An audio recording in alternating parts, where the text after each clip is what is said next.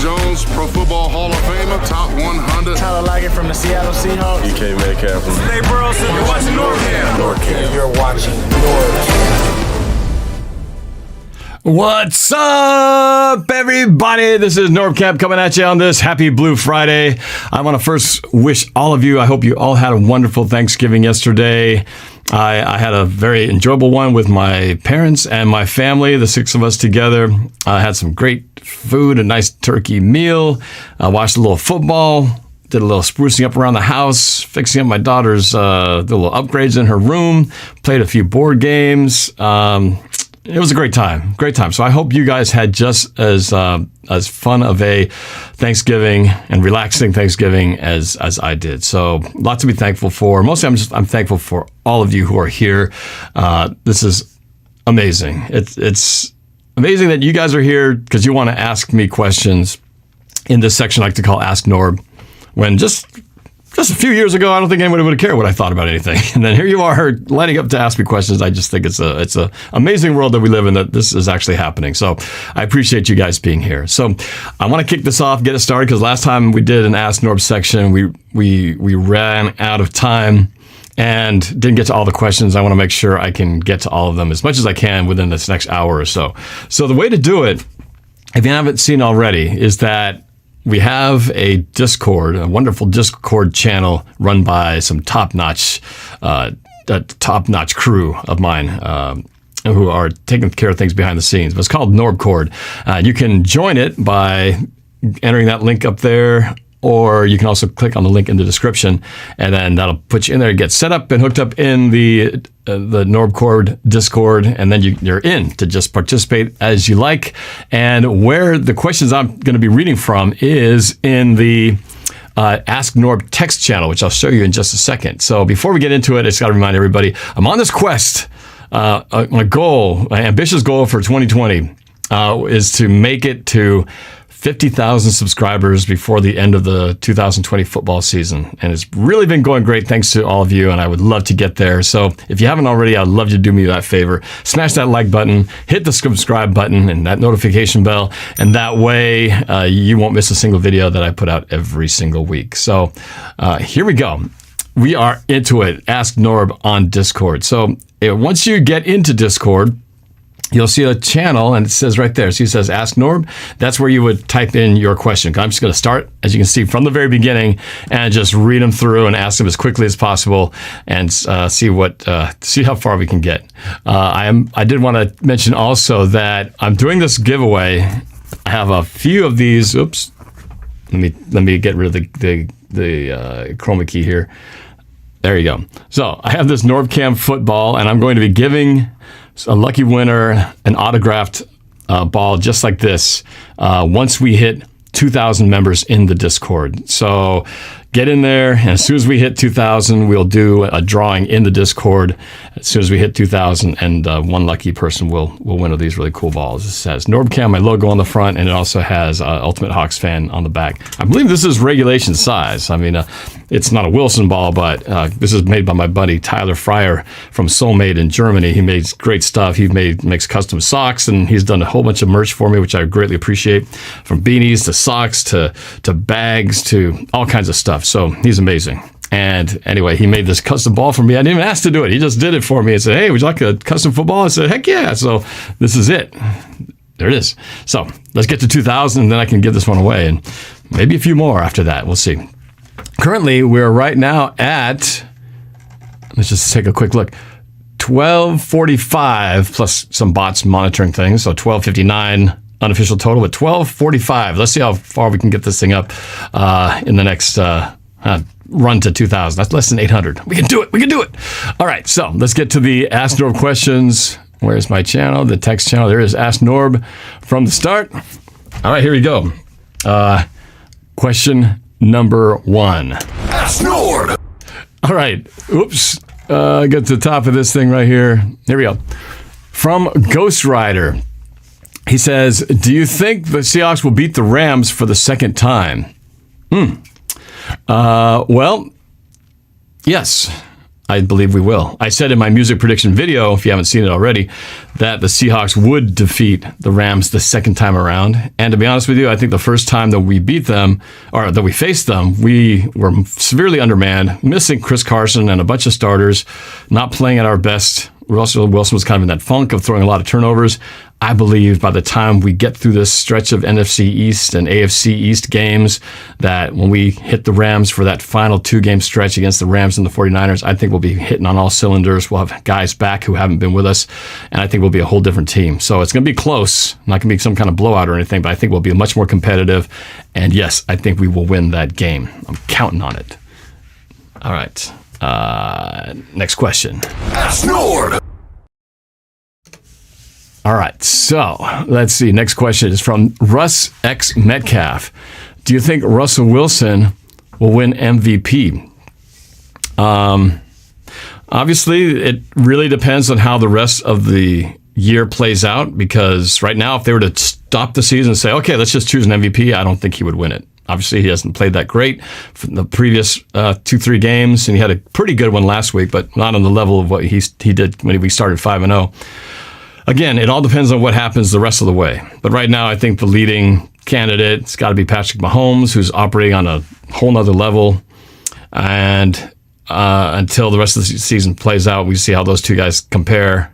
I just don't see right now Russell being at the lead right now. But that could all change. I believe there's going to be a lot of changes going on in the next half of the season. So it's possible. But I will say, though, that if it came down to it, I would much rather, the MVP I want. I want Super Bowl MVP. That one to me is 1,000 times more valuable than NFL MVP any given Sunday and twice on Monday. Next question. AskNorb. From Sheesh23, what is your second favorite football team other than the Seahawks? I get this question asked a lot. I really don't have a second favorite team because I grew up watching, becoming a fan of the Seahawks. I kind of followed the Cowboys because at the time, back in the late 70s, they had a quarterback by the name of Roger Staubach, and I was watching a show called Battlestar Galactica who had a character named Staubach sounded the same. I thought, oh, that's cool. I'll just root for them. But then I discovered Seattle as a team and jumped on board and never looked back. So I really don't have a second favorite team. I'd say maybe a second team that doesn't annoy me, that I don't mind doing well, mostly because I like Drew Brees, is the Saints. But of course, if we have to face them, or if there's any scenario that involves us having to get past them or for them to lose, of course, I'm rooting against them. But I think they've gotten kind of screwed, to be frank with you, the last couple of years, particularly on one that play that should have gotten to the Super Bowl.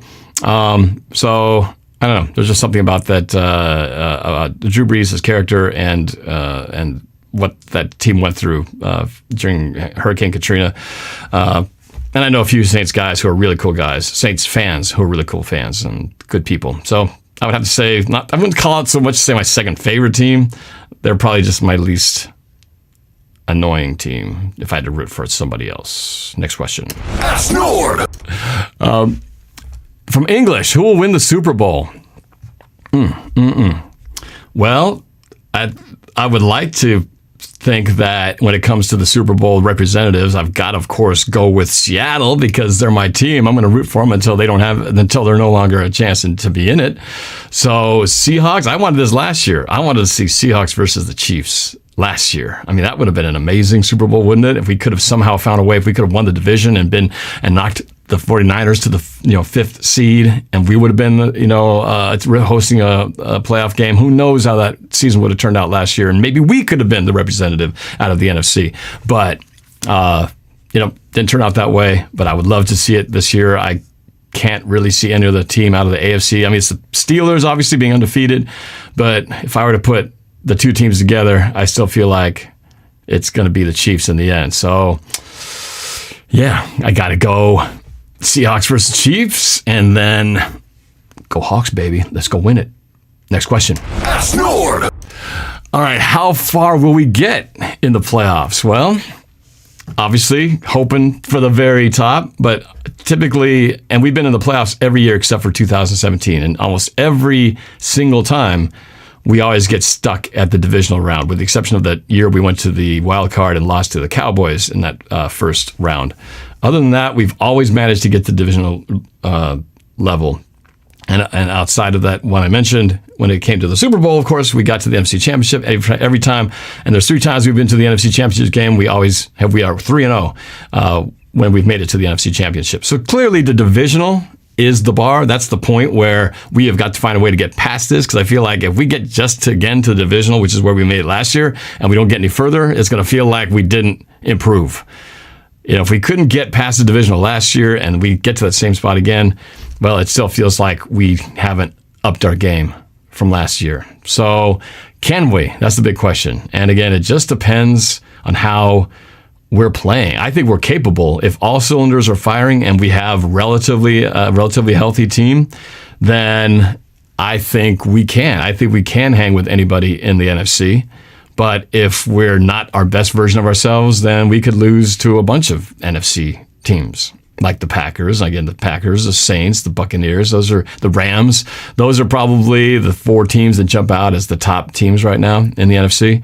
So we've got to find a way to be better than that. And again, that's why that rematch with the Rams is going to be such a measuring stick. I think the Rams right now is one of the best teams in the NFC. So if we can beat them, that'll speak a lot to how far we can go in the playoffs. Next question. AskNorb. All right. Let's see. This is from Steven Sodi. Oh, sorry, I forgot to mention. Dre World was when I asked that question about how far will we go in the playoffs. So Steven Sodi asks, what are the chances the Seahawks get the first seed in the NFC? Well, these are all kind of related, right? It all depends on how we play the rest of the way. I predicted in my music prediction video that we would end up 11-5. Right now, we're on trajectory where if we do what I think we should do the rest of the way, which I had predicted from this point on, we would win every game but lose to the 49ers. Well, I don't think we're going to lose to the 49ers. The 49ers aren't the team that they seemed to be before the season started. And obviously, as Super Bowl defending champions, they have not had the season that I'm sure every 49er fan had hoped for. So I think we can win that game. So it really comes down to the Rams game. And I said I predict we will win that game. So if we go undefeated the rest of the way, that means we would be 13-3, obviously, since we're 7-3 right now. I think 13-3 will be enough, should be enough, to win the number 1 seed. So it all depends on, us staying to that record and pulling that off. This feels very much like 2014, you guys. I don't know if you remember or were following the Seahawks in 2014, but in 2014, we were coming off of a Super Bowl win. We had some stuff that went bad during the early part of the season. That was when, what's his name? Percy Harvin had the locker room incident. He got kicked off the team. All of a sudden, things are going south. And then we lose to the Chiefs, and our record drops to 6-4 with 6 games left, and everybody's writing us off. Oh, the Super Bowl champions. Oh, they're not even going to make it back to the playoffs, blah, blah, blah. And what did we do? We had a come-to-Jesus meeting. The defense led by Cam Chancellor and got the whole team together and said, we need to get our stuff together. We've got to come together as a team right now. And what do? They rattle off 6 straight wins to go 12-4 the rest of the year. And I feel like this is kind of where we're at in a similar way, but we're actually one step better because we're 7-3. We're 1 game better than that 2014 season. So I think if we can go on this run that we are capable of going on, we can do better than we did even in 2014, where we did go back to the Super Bowl. We won't talk about what happened at that Super Bowl, but we did go back to it. It feels like that pivotal point where Seattle just got on a roll at the last part of the season. So I think that could very well happen, but it starts Monday night against the Philadelphia Eagles. Next question. AskNorb. All right, from Mike P. Hawk. He asks, where's Mike P. Hawk? Right there. Mike P. Hawk asks, when is Carson coming back? My understanding is that he's been practicing all week. He's good to go, full go. He will be back Monday. And I can't tell you how excited I am about that. And I'm sure you guys all realize, after seeing what Carlos Hyde did against the Cardinals, what Chris Carson can do. Because I think Chris Carson is a far superior back to Carlos Hyde, and Carlos Hyde made a huge difference. So you take a double upgrade getting back to Chris Carson. You'll see how much we missed him during that stretch when Russell had those interception and turnover challenges. You'll see how much difference having a good running game is and how valuable Chris Carson is, and why I think Chris Carson needs to be back as a Seahawk after this year. Next question. AskNorb. From Mr. Krabs, when did you start to like the Seahawks? This is another good question. It started for me right about 1979. I mentioned already about my kind of interest in the Cowboys before I realized that Seattle had a team. So then once I started rooting for them, it was kind of just it. I started to get to know Zorn and Fran Herrera, Sam McCollum, Steve Largent, Sherman Smith, all those guys, Dan Dornick. And I started playing Little League football. And so I would watch them. I didn't go to very many games because they're expensive. We didn't really get to go. We actually went to more Mariners games as a kid because the tickets were super dirt cheap. But the football games were kind of expensive back then in the Kingdom. Not anywhere like they are now, but relatively speaking, they were a little expensive. So I did have a chance to go to a game. My first one was in 1981. And you may have seen on my post here in YouTube, I mentioned about, or I posted a video of an actual game in 1981 where I got to my Little League team, the Talbot Hill Tigers, got to play and face the Benson Bruins in the Kingdom before a Seahawks-Giants game. And I got to score a touchdown in that game. So I have the video to prove it. So go check out that video if you haven't already. But that was my first time in the Kingdom, and what a way to be indoctrinated into that whole thing, just to be able to be on the field. I had to run on that AstroTurf and see the players up close as we got to watch the game on the sideline after we played. So it was great. So I was definitely hooked after that point. But yeah, that's how I got started as a fan of the Seahawks. Next question. AskNorb. Let's see. Random Kid says there's a rookie mode on Madden 21. I'm aware of that. I'm a rookie, and I started out in rookie mode, but I have now switched to pro mode. I'm kind of bouncing between pro and all pro, trying to get better so I can play in that all pro mode and eventually be good enough to play Madden. But I'm not good enough yet. I still don't know what to do half the time, and even when I do know what I'm supposed to do, my brain thinks it, my hands don't do it. So I'm on that level.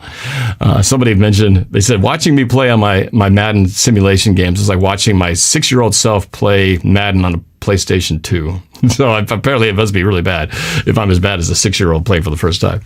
Random Kid's other question, who was the best Seahawks player of all time from 1976 to 2020? Wow. Best Seahawks player of all time. Well, I would probably have to say, if you got to go full record, full accomplishment, Steve Largent was a guy who, we forget him now because it's been so long, but he was Mr. Seahawk. He epitomized what the Seahawks were for the longest time, and stood out as the one guy who represented everything about the Seahawks and is in the Hall of Fame. Russell Wilson, I would probably say at this point, has already eclipsed him in the sense of greatness, but he's not done yet. He hasn't written that chapter yet, but I can already say that, even though he's not in the Hall of Fame, which until you're in the Hall of Fame, you really haven't, haven't achieved as much. But I think in the sense that he has already brought a Super Bowl to the city of Seattle, almost won a second one, should have won a second one, and has accomplished so much to this point.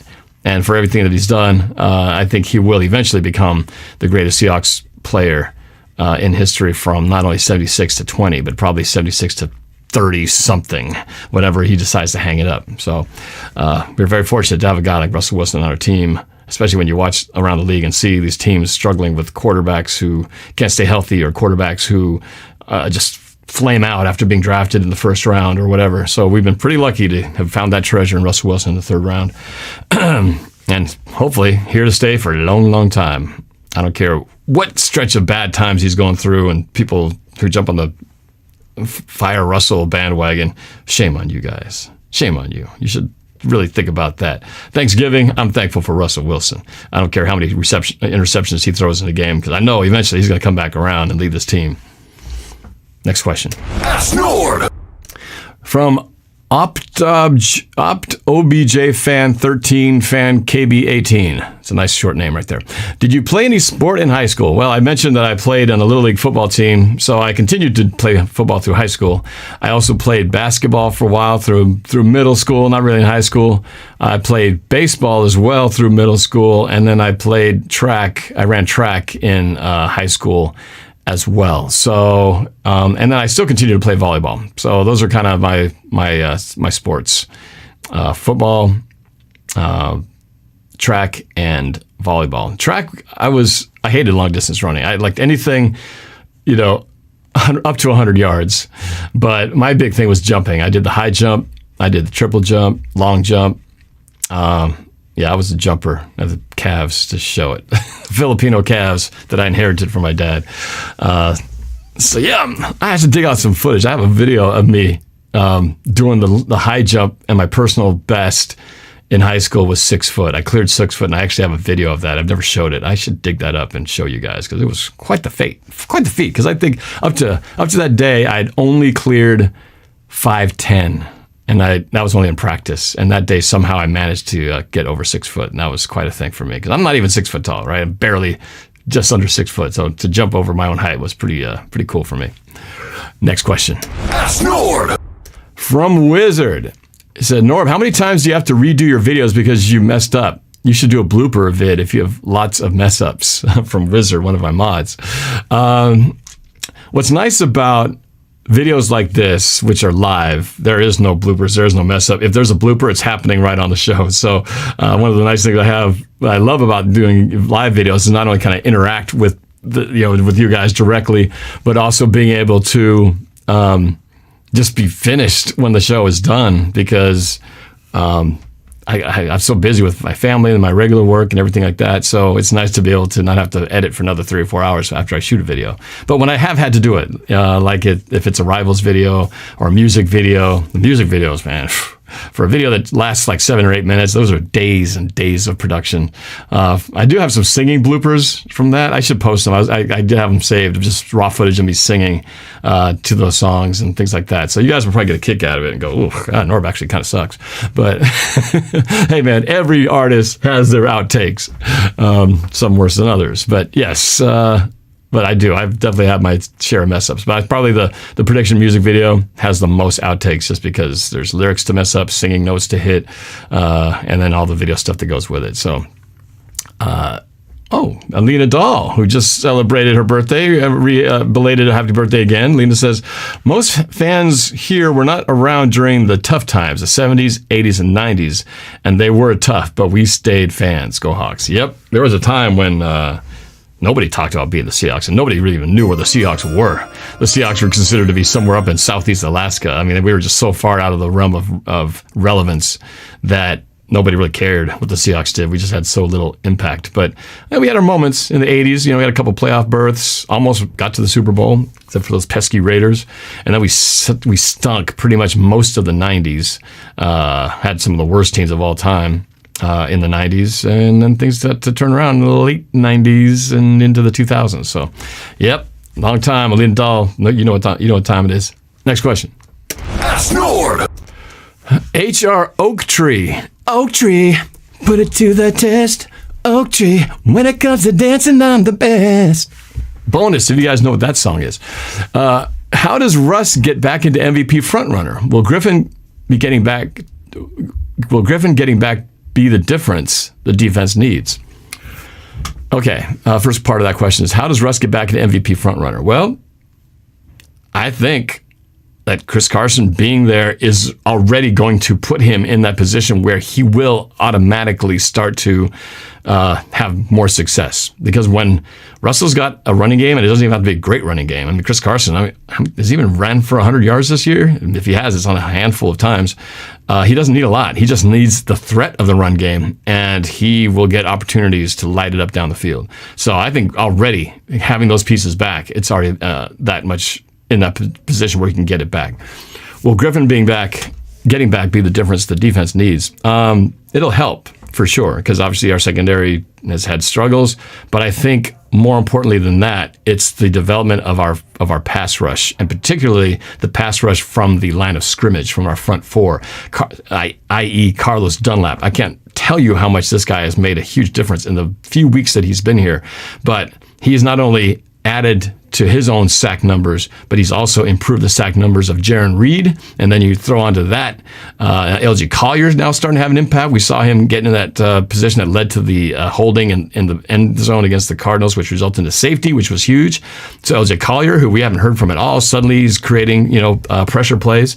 And again, they don't have to always be sacks. It's the fact that you're influencing a play like that causes a penalty or causes a rush throw.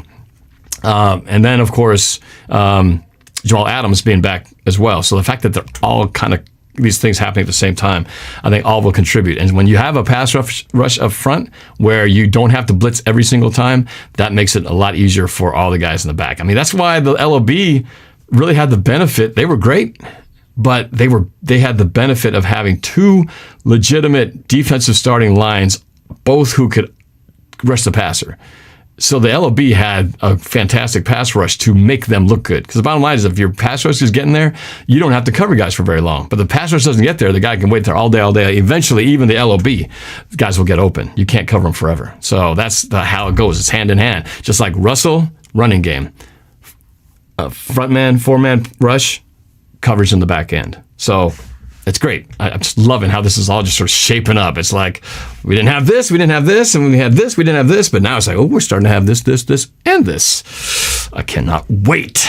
And I feel bad for Philadelphia because you guys don't know what's coming. Next question. AskNorb. Carno, from Carno. The most common question you get. The most common question I get is, what's the most common question you get? Actually, that's not true.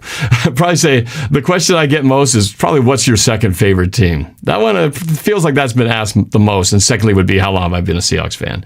Probably the most common question that I do get.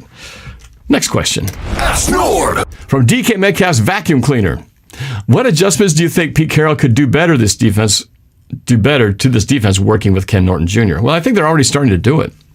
We've been saying all along that we need to blitz. Now, that's starting to change now, because if we're starting to get pressure from the front four, and that sack at the end of the game against the Cardinals was rushing 3 by Carlos Dunlap, getting that sack to end the game, then maybe we don't need to rely on it. I still think it's going to be beneficial for the Seahawks to blitz more often than not, but do it disguised. I mentioned tactically aggressive as borrowing a term from Chris Sims on Pro Football Talk, but he mentioned tactically aggressive, the way the Seattle attacked the Cardinals, and that's kind of how we got victimized. To show something, make them wonder what you're going to do, and then you change out of it and let the quarterback have to kind of wonder what's going on. And I think they need to keep doing that, because it works. It worked well, and it's better than just being aggressive and just being obvious, because then they can pick it up, and then you're shorthanded in the backfield. So that's mainly it. I don't think there's a whole lot else to change. It really was that aspect. But if the rush from the front four can get there, and if Dunlap and Jaron Reed and LJ Collier can actually start getting in there, and again, not sacking every time, but just getting there to where the quarterback has to rush to throw or scramble out, just not be comfortable standing around in the pocket, then I think everything will just slide into place. Because I do think we have talent. I never thought it was that we lacked the talent in this team. It was that we were injured in a lot of the talented areas. And we still got more pieces to come. Darrell Taylor, who's been not on the field at all, he was our 3rd round pick this year, and he was drafted as a pass rusher. I'd love to see him get on the field at some point, because I feel like he's going to be another surprise. Like, whoo, where have you been all this time? When he does, that he can hopefully have an impact. So we'll see if those reinforcements like him coming in might continue to help. But. So yeah, it's if anything is less tactical, is just, can we please keep these guys healthy? Because we need these key names I've been dropping to keep staying in there, helping us out. Next question. AskNorb. Eleazar Y. At this point, do you think they will let fans in the stadium yet, or what have you heard? No. I will be honest with you, I don't think we will see fans in the stadium at all in 2020 to 2021. The numbers around the country and even the state of Washington have continued to go up.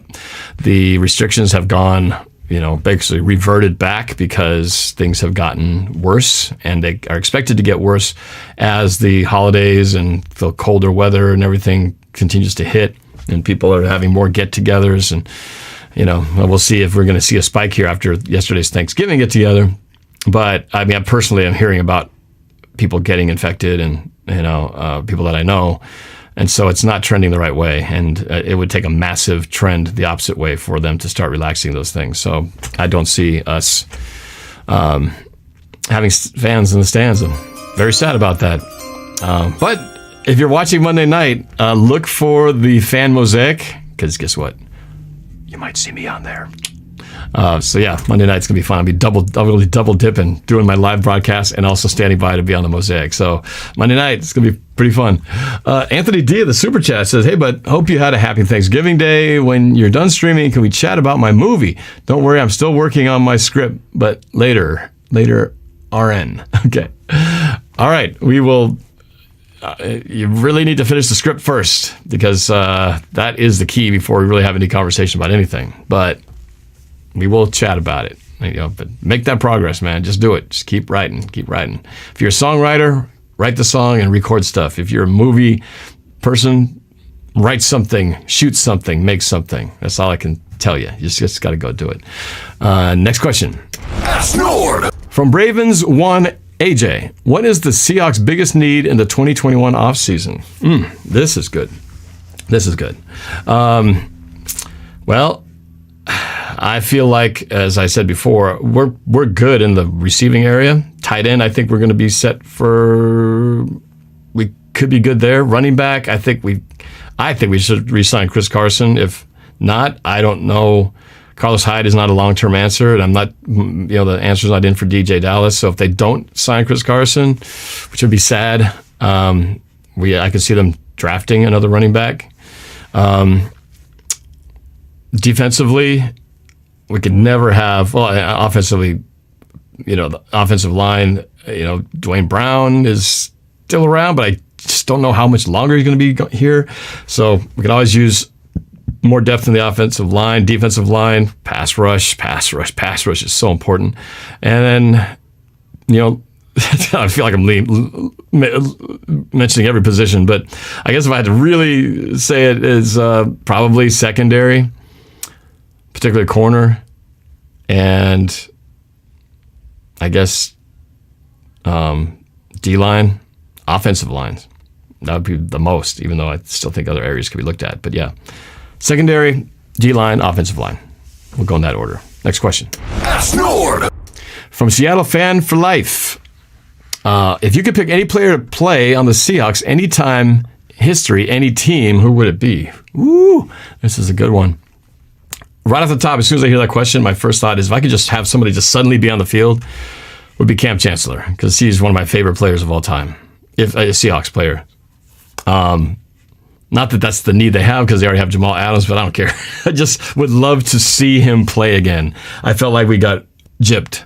We got gypped of 2 or 3 remaining seasons of Cam Chancellor that we deserved to see. I mean, that guy that's a football player. And that's a big, strong, aggressive, not afraid to light guys up.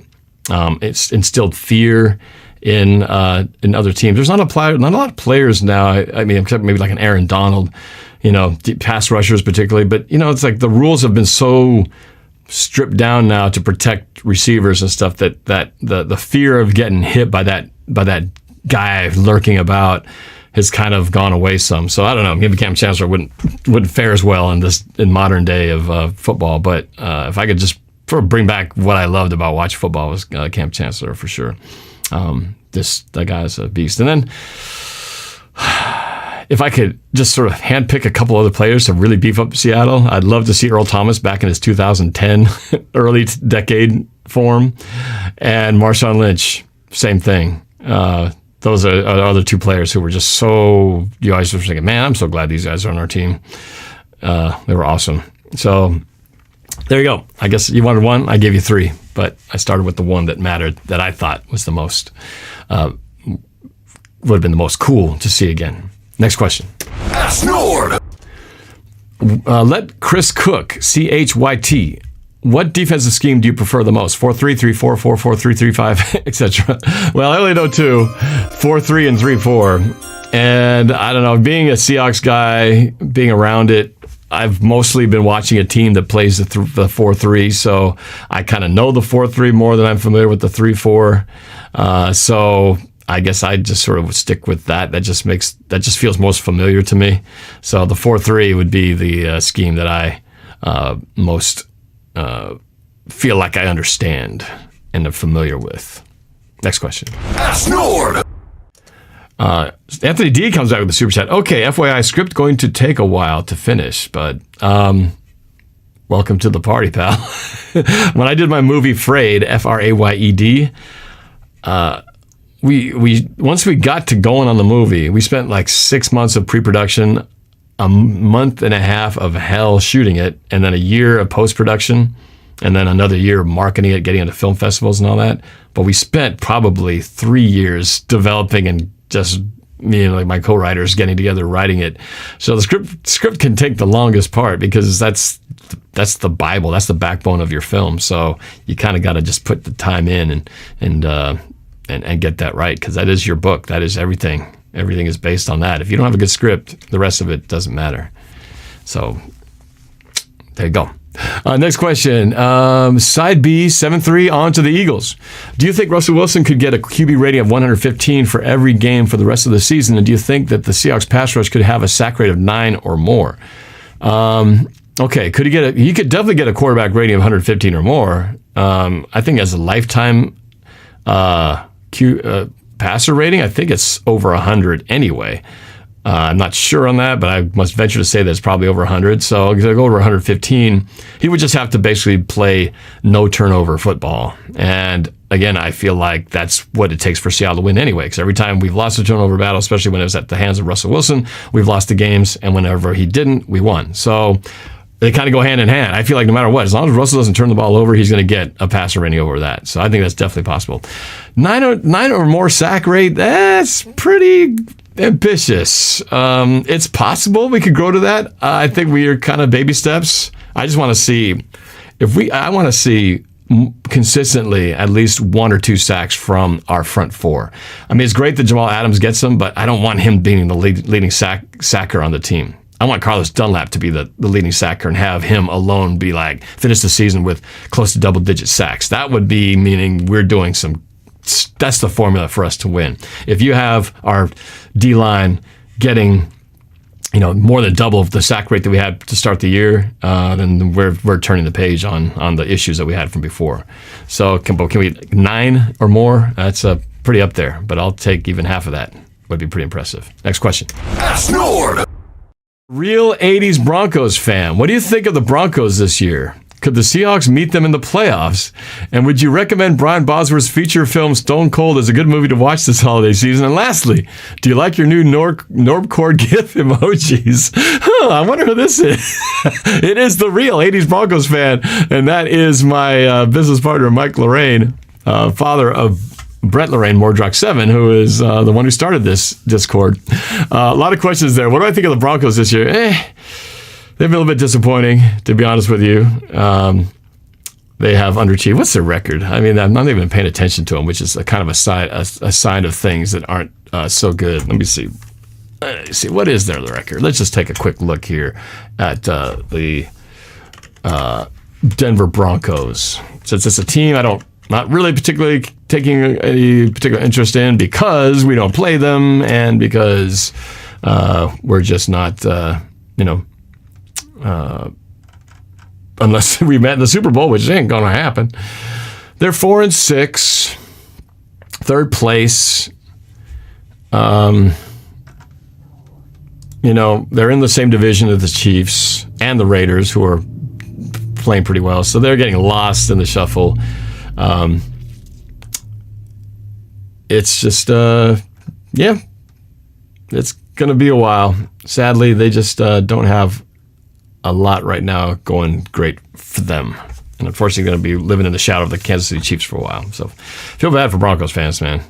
They need to get, I don't know.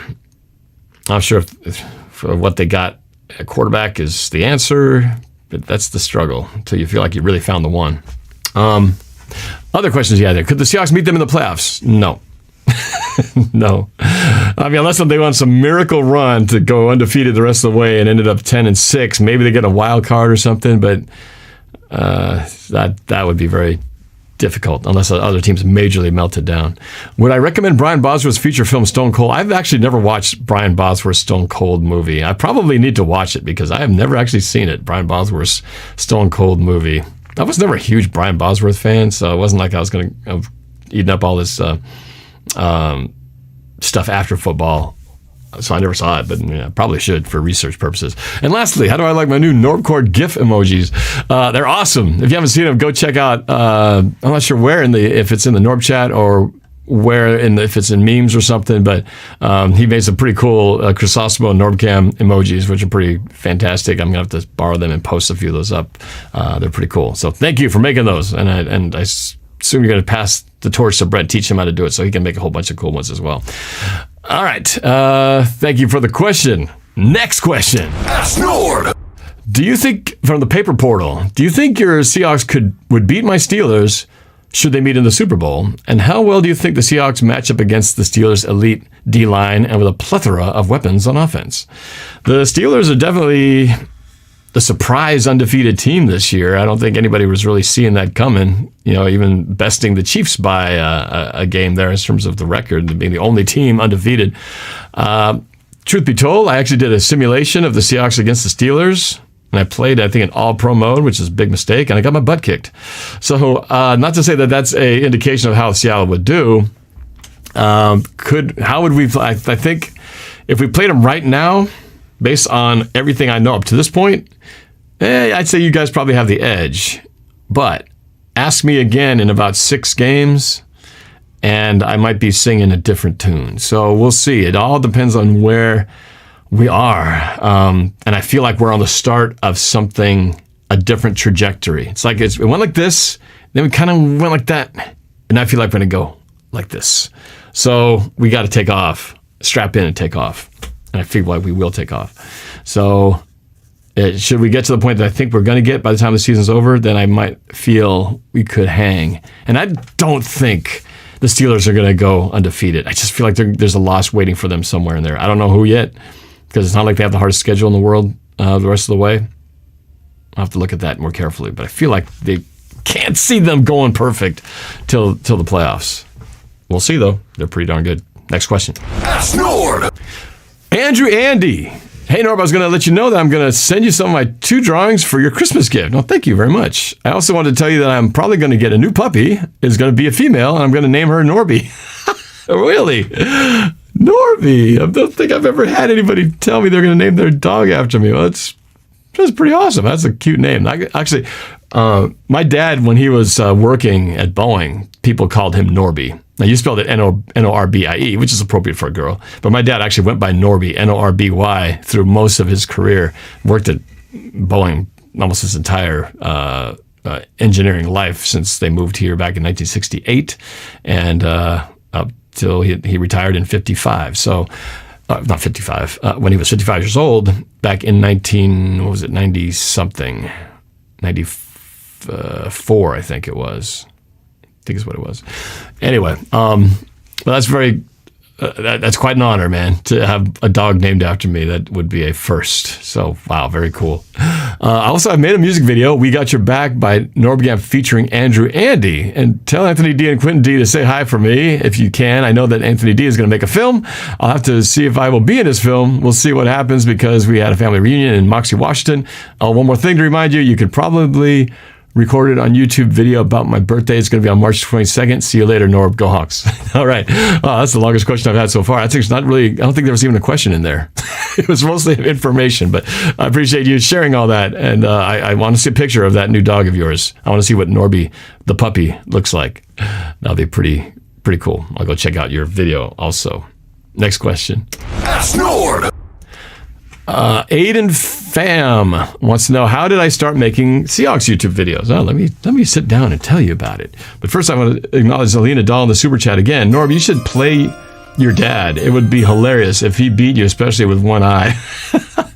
Well, I would. I'm sure my dad would love to, but my dad never really got into the video game, mode of things. I don't think I could sit down and teach him how to play. I mean, my dad, even just watching my dad on the computer sometimes when I'm trying to teach him what to do, it's just like, let me just do it. But I love my dad, but I think with all those buttons on the controller, I mean, I have a hard enough time trying to get my player to do what I want him to do. My dad with one eye, that would be something else. But who knows? Crazier things have happened, right? Let's go to the next question. So Aidenfam asked me, how did I start making Seahawks YouTube videos? So I've told this story before, but I'll tell it to you again for those of you who don't know it. So it was 2013, and I was at the Seahawks Buccaneers game. We were down 20-0, and we came back to tie it in overtime. And so I knew we were going to win on a game-winning field goal, and I decided, since this was going to be our greatest comeback of all time, to record my reaction to it because I felt like this was historic and monumental. And the first time, I thought, hey, I got my phone, let's record this thing, and posted it on YouTube. And after that, people dug it and kind of wanted more, so I kept giving them more all the way up to the Super Bowl. And then we went to the Super Bowl. I made a documentary out of that, put it on YouTube, and things really blew up after that. So that's really how it all got started, was because of that game. If we didn't fall behind and have an epic comeback from against the Buccaneers, I may not have started this channel, to be honest with you. So I actually owe a debt of gratitude to the Tampa Bay Buccaneers, because if not for them, I may not have started my YouTube channel. And ironically, here we are in 2020, and the Tampa Bay Buccaneers, led by Tom Brady, of all guys, are hosting the Super Bowl. Wouldn't that be wild? Wouldn't that be really weird twist of fate if the Super Bowl, Tampa Bay, the team I started my first YouTube video as NorbCam? Pretty crazy. Go Hawks. AskNorb. From NickLebeau. Hey, Norb, if the Seahawks were wiped from existence, God forbid, who would your new favorite team be? Oh, man, it's another one of those second team questions. It's like Nick's trying to force me to answer that. Well, I did answer it earlier. I mean, I guess I did say in so many words that if I had to root for another team that wasn't somehow benefiting our Seahawks, I guess the Saints, again, as I said, just because I like Drew Brees, I like what happened when the way the team rallied with the city after Hurricane Katrina and all that. So I just had a lot of admiration and respect for them. And they did get hosed when they should have gone to the Super Bowl instead of the LA Rams. Was it 2 years ago? 2 years ago, I think. Anyway, so I guess that would have to be my answer. But don't quote me like saying, hey, Norb's a Saints fan. Don't mix my words. That's not what I'm trying to say. You know what I'm trying to say. Go Hawks. Next question. AskNorb. Prince Jaden 17. What is your favorite sport other than football? I enjoy watching the Mariners sometimes if they're semi-decently close to good. They actually had a pretty good season, missed the playoffs again. They have the longest drought in professional sports as not having been to the playoffs since the last time they made it to the playoffs was 2001. But I do like watching baseball. But if it comes down to like the sport I'm really into, is passionate, it's got to be volleyball because my girls are playing it and I play it. I don't watch a lot of other teams' volleyball, but I'm obviously fans of my girls, so when they're playing, it's the greatest thing. I mean, it's just as good as watching Seahawks football when it's your own kid playing. So, yeah, there's Seahawks football and my girls volleyball right up there. Next question. AskNorb. Bradley wants to know who is winning the NFC East. I think it's going to be the Giants. Although the Washington football team looked pretty good whipping the Dallas Cowboys yesterday. But I don't know. I feel like I don't know how much to judge that. Was that really that Washington is that good or is the Dallas that bad? But the Giants, I feel like of the four teams, feels like is the most put together team. So I was going to say Giants, but yesterday's the Washington performance starting to make me think twice about that. It's definitely not the Cowboys, and I don't think it's the Eagles. So it's between Washington and New York Giants. I'm going to take the Giants by a hair, which isn't saying that much. Next question. AskNorb. From MC Stove. Oh, is this the one who made my trivia contest? MC Stove? I think it is. MC Stove on Discord. Thanks for making that Kahoot trivia that we played yesterday for Thanksgiving. It was a lot of fun. Good job on that. Who do you think is the greatest Seahawk of all time and why? Well, I think I kind of already talked about that a little bit. I did say that Cam Chancellor is my all-time favorite Seahawk because he just represents everything about being a football player, old school football player. When you think of the guys from the past, like Dick Butkus and guys who just instilled fear and just pummeled guys, things they can't do anymore because there's so many rules against hitting. Cam Chancellor is kind of like the last remains of one of the really truly great just light them up, bone-jarring type of hitters. So I've always liked him. But I'd have to probably say, Russell Wilson aside, since he's still playing, Steve Largent probably epitomizes everything that is of what a Seattle Seahawk is. That's why they got the Steve Largent Award, because he wasn't just a great player, especially a guy who was an overachiever in that he wasn't the strongest, wasn't the fastest, but he just worked really hard, had good hands, and just ran really good routes, and holds some of the greatest records, especially as a Seahawk. And they have the award named after him because he was a good citizen as well as a football player. So that would have to be my probably definition. Steve Largent as a Seattle Seahawks is the greatest of all time, but Russell Wilson, I think, eventually will eclipse that position since he does all those things and even greater. He just needs a little bit more time. Next question. AskNorb. From Justin Goat 3, are the Seahawks winning the next 3 games? Based on my season prediction music video and what I think we will and should do, with the next 3 games being the Eagles, the Giants, and the Jets, yes, we better win the next 3 games or we got problems. Next question. AskNorb. From New York Yankees fan 08, how did you become a Seahawks fan? Well, I kind of answered that already. Again, I'll give the summarized version. 1979 was a Dallas, kind of interested in them, but not really. But then I found out Seattle had a team. Pretty much just started rooting for them. Started playing Little League football, and then I played a game at the Kingdome and scored a touchdown there. I got to watch them on the sideline, and by that time I was already hooked with Jim Zorn, Dave Craig, Sherman Smith, Sam McCollum, Steve Largent, Steve Rabel, all those guys, Sherman Smith. So that's kind of where it started, 1979. Next question. AskNorb. From NJ Plays 75, hello, favorite Seattle game you've been at? Boy, there's been a lot of good ones, but probably the best one would have to be the NFC Championship game against the Packers, the comeback, the miracle at the Clink.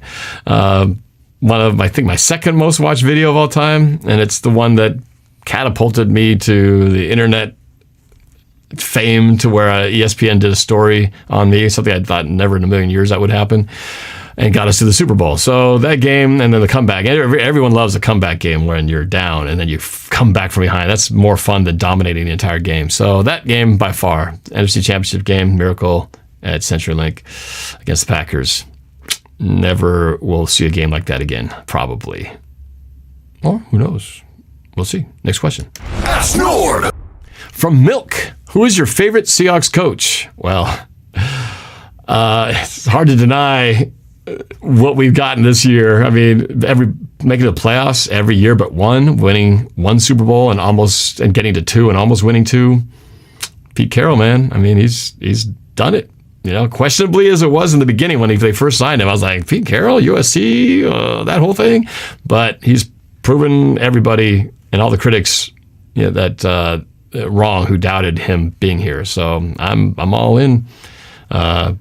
Pete Carroll's done great things for this team. So I'm glad that they re-signed him for another 5 years. He's going to be here for a long time, until he's almost mid-70s. So if he chooses to stay that long. So I think that's a good thing. Next question. AskNorb. Tyler Parcher wants to know, can we play Madden and GTA soon? I will try to. It's hard, man. I don't even have time to practice. I really need to spend time practicing Madden, like going through the drills and stuff. I know they have coaching and practicing things, and because obviously you've seen my play. You saw Bobby Wagner intercept a ball that should have been a pick 6, and then as I'm running down the field, I do a spin move so that everybody catches me and takes me down. I mean, that stuff should not happen. All right, that's ridiculous. That's unacceptable. So I got to fix that stuff. So it's going to take some practice. So I need to spend some time when I'm on the Xbox, which right now the only time I play is when I do these demos. And of course, I'm not going to get any better if the only times I play is at the games. Imagine if the Seahawks, all they did was play games. It's like, okay, let's play. When's the game? Sunday? Okay, I'll see you there. And then whatever happens, then they don't see each other until that next game. Not much is going to get better, right? If you're not doing anything to work on your craft. So I got to put in the time. So that is my plan. I'm going to put in the time because I want to get better at this thing. I want to get to the point where I can play and really play, let go I'm going to audible, and I know where I'm going to go with it. And when I throw it, I'm going to throw it high, and I'm going to make the guy make an aggressive catch. And if I'm defending it, I'm going to make sure that the guy knows where to be in coverage, what defense to call, make him tackle the guy aggressively or whatever. Because right now, I don't know how to do half that stuff. And if I do know how to do it, I'm not doing it very well. So anyways, short answer to your question. But hopefully we will. And my plan is here, Tyler, is that I eventually do want to start doing one-on-one games. That's what I'm leading up to right now. I'm just playing the computer right now, but eventually I want to play real people online in a live YouTube video. Wouldn't that be fun? Like 2 people going at it. It's going to happen. It's going to happen. Trust me. Go Hawks. Next question. AskNorb. Yoshi 808 wants to know, am I Filipino? Yes, I am. Next question. AskNorb. Just to add to that, I was actually born here, but my parents are both Filipino. They moved to the Philippines a year before I was born, and I was born in 1969, just so you know. And my wife is Filipino, so it makes my kids Filipino, so it's Filipino everywhere. It's all good. So next question is Sal from McDonald's. How did you become a Seahawks fan? Well, boy, I tell you, it's the most common question I get, right? I might just have to say, just go back to minute 14:25. I answered that question already.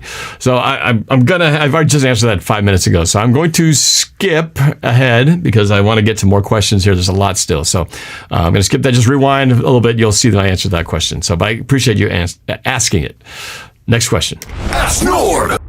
From Joey the Boss 2000, do you play on Xbox or PS4? I play on Xbox One. That is what I have right now, Xbox One. My gamer tag is NorbCam. See you on there. AskNorb. Yo, Julian. Should the Seahawks sign Kenny Stills with the mentality that Pete Carroll says we are always trying to get better? Good question. To be honest with you, I've not been following Kenny Stills. Let's see. Let's do some research here on Kenny Stills. What is the deal with Kenny Stills? I think I know he's a receiver, and that's why I've been paying attention, because I think the position we don't need any help on is receiver, and we got 2 guys who haven't even been on the field yet: Josh Gordon and Philip Dorsett. So if any of these 2 guys can eventually hit the field, we already got too many receivers in that room. I'm going to say no. I don't think we need. That's not an area we need to look at not in the immediate future.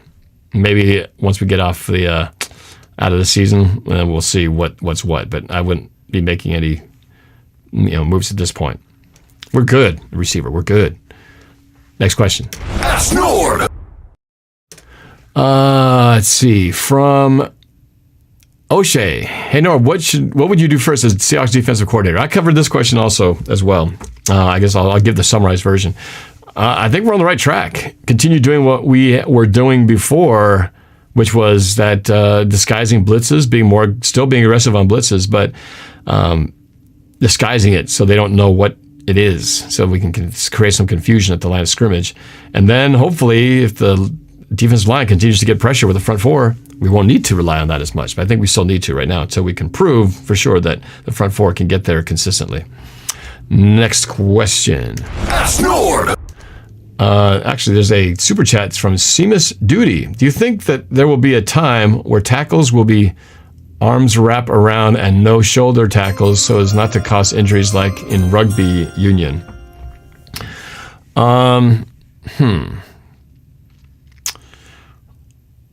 Maybe a time when there's will be arms wrapped around and no shoulder tackles. I hope not.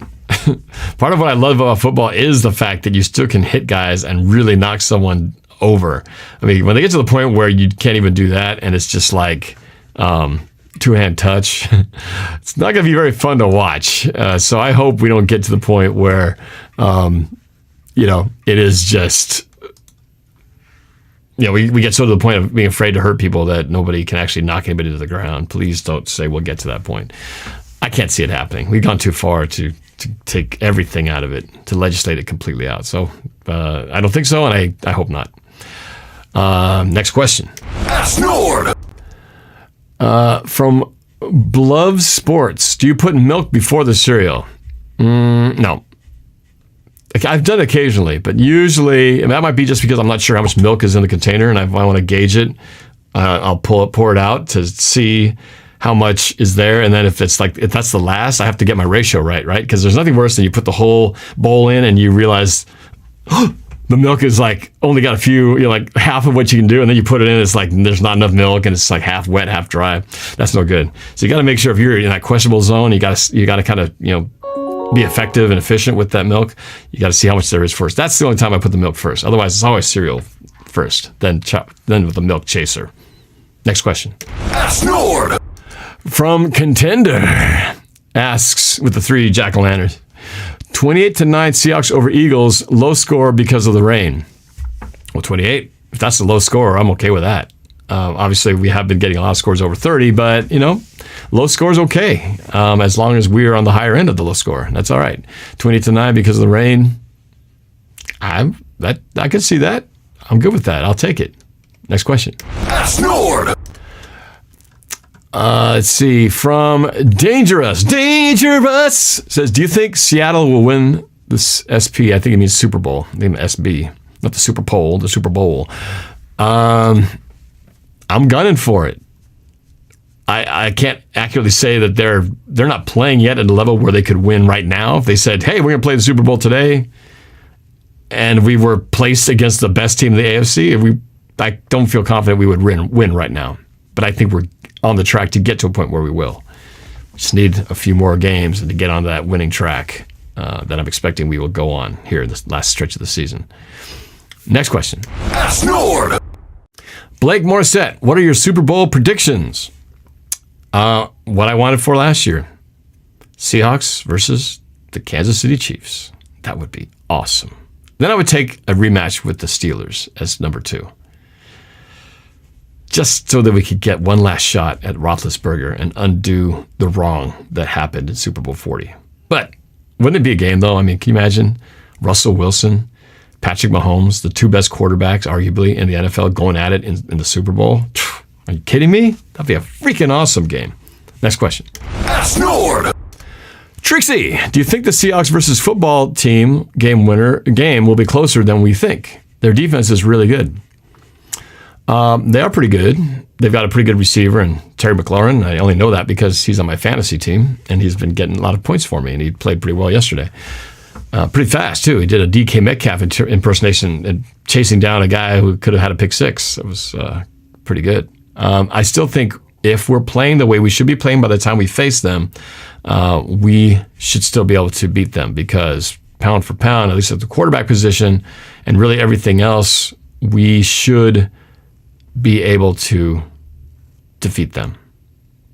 They're kind of like a Cardinals of the East without a Kyler Murray. You know what I mean? They got like one really good receiver, pretty good defense, but we beat the Cardinals most recently. So if we can apply that same logic, we should be able to do it to the Washington football team. Next question. AskNorb. Favorite color? Blue, baby. It's always been blue. I've always had a thing for blue. Blue is just something mellow and moody cool about blue. I'm blue. Got to go with blue. Next question. AskNorb.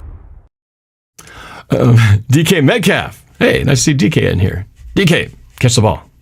High scoring game or low versus the Eagles? Also, thoughts on the game. Well, so in my prediction, I still stuck with my original prediction video. I think I said 33-24. Probably giving a lot more points to the Eagles than they probably will actually get. Again, this was before the season started, so I didn't know what the Eagles were going to be. Didn't think they were going to be as bad as they are. I think it'll be, though, I do feel like it could be a relatively lower scoring game for the Eagles. I think for Seattle, low 30s still is what I had, 33. And that's considered, that would have been high scoring for us 2-3 years ago. But now for us, scoring high 30s or in the 40s, that's considered high scoring. But 30, to me, you're still getting over 30 points in the Seattle game. That's still considered high scoring. So high scoring, I guess, for Seattle. Low scoring for the Eagles. That would be nice. Next question. AskNorb. Connor Johnson, what do you think the Seattle Seahawks final record will be?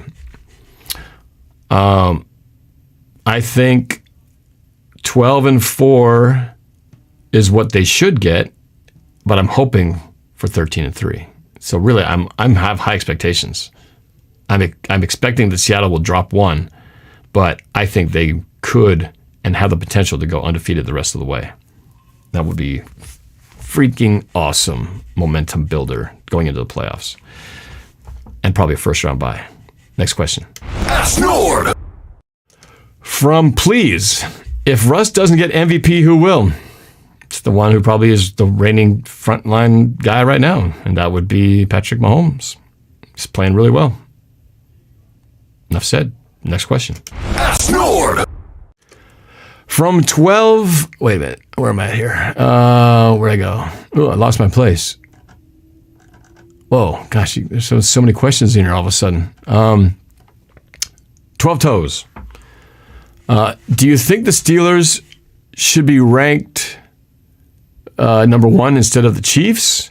Also, even though there's no Pro Bowl, what are 2 or 3 Seahawks players you would choose? Okay. Do I think the Steelers should be ranked number one instead of the Chiefs? Well, you got to go by the record, and you are what your record says you are, and they are the only undefeated team in the NFL, so they deserve the number one ranking. But if they played today, who do I think would win? I feel like the Chiefs would probably hand them their first loss if they played right now. So that's how I feel about it. They deserve that rank, but I think that if they played, that would be switched. Even though there's no Pro Bowl, what 2 or 3 Seahawks players would I choose? Well, I still think Russ, despite his struggles, would still make it to the Pro Bowl. DK Metcalf, Tyler Lockett. There you go. Pretty easy. I don't feel like the defense, I would put anybody in the Pro Bowl yet, but I think depending on the next few games, we might see 1 or 2 names come up that should be. They're not quite there yet. They need a little more time. Next question. How are we doing on time here, by the way? Oh my gosh, have I been going for an hour? You're kidding me. I don't think I've got to half the questions. All right, we're going to fly through here. Next question. AskNorb. F13X Jordan, how many TDs do you think Russ will have on the season? Let me see. Where are we at right now? He's got 30 or 20 something? What's Russell at right now? Somebody tell me. You guys know off the top of your head? I should know this.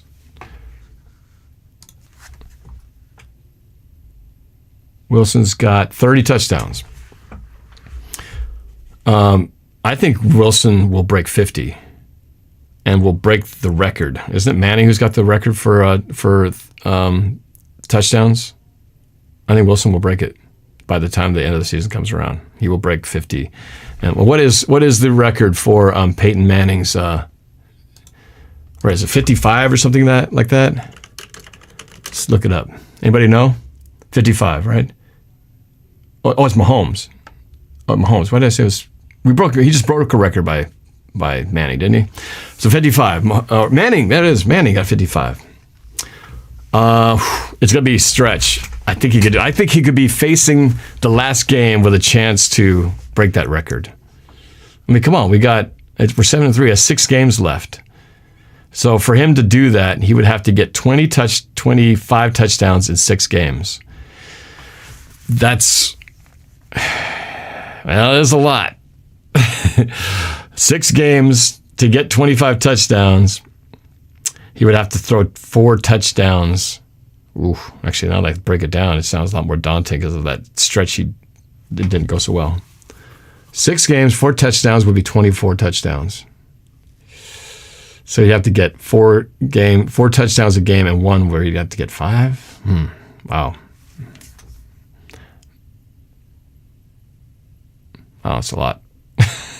But we were playing, well, and against the Rams, that might be where he hits the stumbling block there again because they got such a good defense. So it's probably going to come down to those last 2 games. He might be on track with the last 2 games kind of deciding the factor. So optimistically, I think he can break 50, but it's going to have to play lights out the next 4 games. All right, next question. Where are we here? Keep flying, keep going. Next question. Oops. Go back to my buttons here. Next question. AskNorb. Where are we here? Zach Rogue. Who should be the Hawks' first-round draft pick? We don't even have a first-round draft pick unless we produce one, right? Didn't we trade it away? So I don't think we have a first-round draft pick. We gave it up for Jamal Adams. So I don't think there's an answer to that question. Right?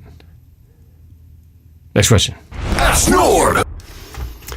When and how did you become a Seahawks fan? Mr. Pickle Pepper, I've already answered this question several times, so I'm going to, because of time, I will have to say, please watch the earlier part of the video where I go much more in depth. I'm going to keep these going and see where it goes. Next question. AskNorb. What is your nickname? Obi-Wan wants to know. My nickname? Well, everybody calls me Norb. Really, that's why it's NorbCam, because my friends call me Norb. That's kind of it. I used to be called Junior when I was a kid, though, because I'm technically Norb Junior, because my dad's Norberto. I was Norbert. I went by Junior when I was a little kid, but that didn't last that long. All right, next question. AskNorb. From Arya Man, what was your favorite non-playoff game for the Seahawks? Favorite non-playoff game for the Seahawks? That's a lot of good ones. I think one that really stood out was the game against the Steelers back in 2017, I think. It was like a shootout, like 39 to 30 something. That was just, I remember at the time thinking there's no way we could hang with these guys in a shootout, and we did, and we won. That was probably one of the most exciting non-playoff games. Ended with Doug Baldwin with a touchdown, and then I think eventually Cam Chancellor, intercepted to ice the game. That was a fun game. And I think it was prime time too, if I'm not mistaken. Feels like it. Just remember it being dark at the end, but it could have been late in the season. Not sure. Anyway, it's a good game. Back and forth shootout. Loved it. Next question. AskNorb. Kirkham wants to know, when did you start your YouTube channel? This one I asked and answered a couple times, so you'll have to watch this one earlier to see the detailed answer, but I did start it in 2013 at the Tampa Bay Buccaneers game with the historic 20-0 historic comeback in overtime. That's where it all started. Next question. AskNorb. Anthony D says, hey Norb, Anthony D here. How is the Discord stuff going on?